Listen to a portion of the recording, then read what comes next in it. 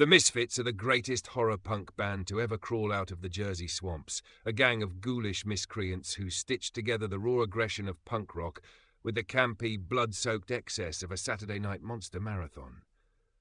Their songs weren't just fast and loud, they were goddamn incantations, summoning images of B-movie madness, atomic age terror, and the kind of fiendish energy that makes you want to throw a brick through a church window just to see if it bleeds.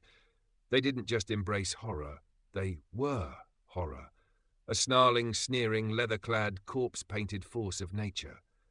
And let's talk about those songs. Holy hell, those songs. The Misfits didn't just write punk anthems, they wrote hooks. Infectious, undeniable, sing it until you die hooks. Where Eagles Dare doesn't just tell you that they don't care. It makes you believe it, scream it, live it. Last Caress is the most gleefully evil sing-along ever committed to vinyl, a song so depraved it should be hand-delivered to your house with a court summons.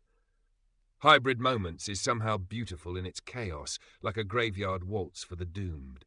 You put on a Misfits record, and you're not just listening, you're part of it. A gang, a cult, an army of devils locked in eternal moshing. And the look. Jesus Christ, the look. That crimson ghost skull should be in the Smithsonian.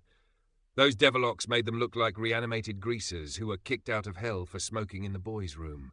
Black leather, spikes, the DIY ghoulishness, it was perfect. They didn't just show up to play shows, they arrived like a gang of undead bikers looking to roll into town, play a set, and then burn the whole damn place down before dawn. But beyond the aesthetic, beyond the horror-fueled imagery, what makes the Misfits truly immortal is their ability to tap into something primal.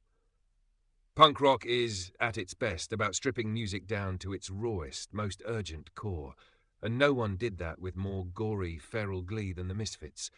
It's music for the outsiders, the freaks, the kids who grew up watching Night of the Living Dead and rooting for the zombies. And let's be real, there's a reason their influence stretches so damn far.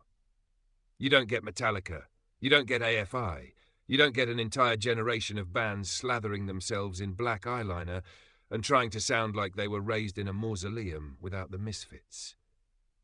Even bands that don't sound anything like them are in their shadow, trying to match their energy, their attitude. It's the same reason you still see that skull plastered on every punk kid's jacket from here to Transylvania. Now, of course, we have to address the one big rotten spot on the Misfits' legacy, and you know who I mean. Yes, Glenn, walking ego Danzig, the human embodiment of a hot topic clearance rack, the man who has somehow convinced himself that Elvis, Satan, and God all speak exclusively through him. He may have been the original voice of the Misfits, but let's be real, he's also the reason they imploded like a bat cave full of dynamite. His endless litigation, his whiny goth meathead energy, his delusions of grandeur. Danzig is like if Wolverine and a Forever 21 mannequin had a baby and fed it nothing but protein shakes and unchecked narcissism. And yet the Misfits survived him, thrived without him. When Jerry only took the reins, did it get weird? Sure. But punk is weird. And despite all the lawsuits, all the drama, all the times Danzig tried to claim ownership of the very concept of Halloween, the Misfits endured. They were too big, too powerful, too deeply embedded in the DNA of punk rock to ever fade away. Because the Misfits aren't just a band, they're an idea. They're every midnight movie, every tattered horror comic, every stitch of leather and every flash of silver studs. They're a reminder that music doesn't have to be polished or pretty to be powerful, it just has to matter. So crank up Halloween, slap a crimson ghost sticker on your car, and remember, punk rock isn't about perfection. It's about passion, volume, and giving absolutely zero fucks. And no band embodied that better than the Misfits.